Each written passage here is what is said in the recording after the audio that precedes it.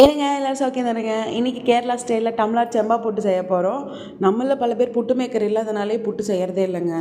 இது மாதிரி அற்புதமான ஒரு ஆப்ஷன் இருக்கும்போது ஏன் செய்யாமல் வாங்க செஞ்சுருவோம்.